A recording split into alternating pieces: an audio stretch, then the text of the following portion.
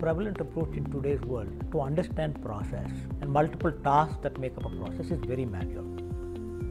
Manual process documentation has serious issues. Interviewing people who have concern about automation may not be forthright in sharing their best practices. Even subject matter experts may not know all the variations. Manual approach can leave out numerous nuanced process innovations that have happened organically. Many organizations have outsourced process execution to BPO vendors, adding another layer of complexity.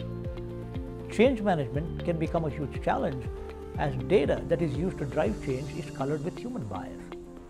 At some clients, we have even seen process documentation taking more time and effort than RPA configuration.